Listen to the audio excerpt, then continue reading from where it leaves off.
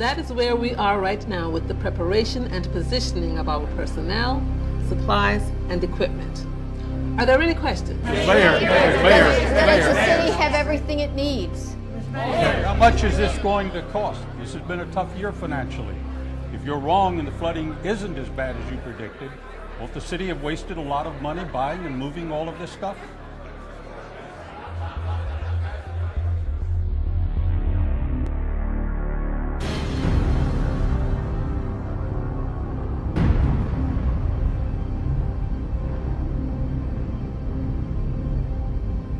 Disasters are both complex and inevitable, and can overwhelm communities of all sizes and types, often without much warning. Local leaders have a critical role to play in the success or failure of how a disaster is handled. Today, more than ever before, traditional and social media create instant access to an unfolding disaster, shining the spotlight on a leader's every move. This spotlight puts leaders under extreme pressure as they are called upon to make rapid decisions based on imperfect information. These tough decisions have to be right. Their constituents' lives and safety depend on it. The underlying key to managing all aspects of a disaster is the successful execution of a well-prepared and exercised logistics plan, getting the right things to the right place at the right time, under the worst possible conditions.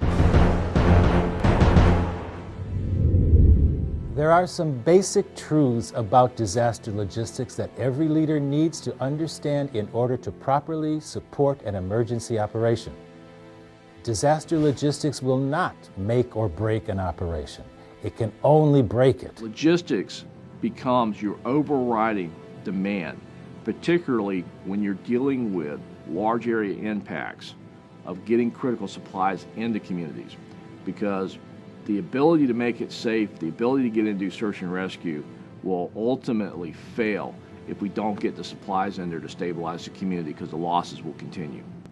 During a disaster, your community will be competing for scarce resources, including supplies, food, water, medicines, equipment, expertise, and labor. If I wait till I have all the information, I know how bad it is, I've lost too much time.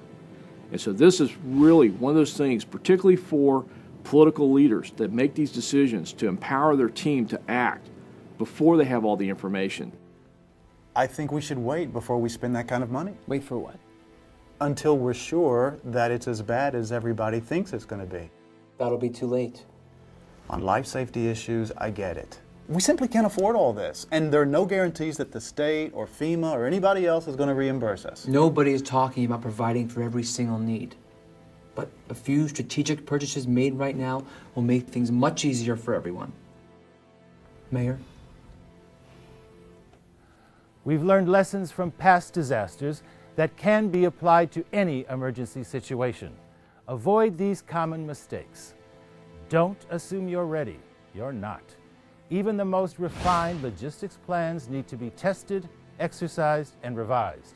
Be prepared to be on your own for the first 72 hours before state, federal, or voluntary organizations can reach you. Don't overcommit. It's tempting to give answers that people want to hear. However, too often, promising then failing to deliver on badly needed resources, even for perfectly understandable reasons, can cause a loss of credibility which may be difficult to recover. I guess what most surprised me during the whole relief effort, and it shouldn't have been a surprise, is how willing some people, particularly officials, are to get in front of a TV camera to say things that confuses the public, confuse the issue, and frankly make a mess of things. Let's consider some actions that leaders definitely should take. First, make sure your logistics plan includes consideration for all the variables that your community may face. We plan operationally. In talking about logistics, you should ensure that your logistics center is established, you have the staffing, the facility, the technology, you've trained. You've done all the things that say, when I need to turn on a logistics operation, I've got everything ready to go. Next, you will need adequately trained staff. However, very few have full-time professional logisticians. Therefore, you'll have to identify and train staff in the basic principles of disaster logistics. Finally, empower your emergency managers to do what they do best: coordinate. Well, if you've had your plans in place and if you have a good Office of Emergency Management, you have a good core of volunteers, everybody knows what they're supposed to do, the best thing the leader can do is stay out of the way. Are you going to be ready to act? And this is why the elected leadership is so critical, because if they don't empower their team, the team's going to fail.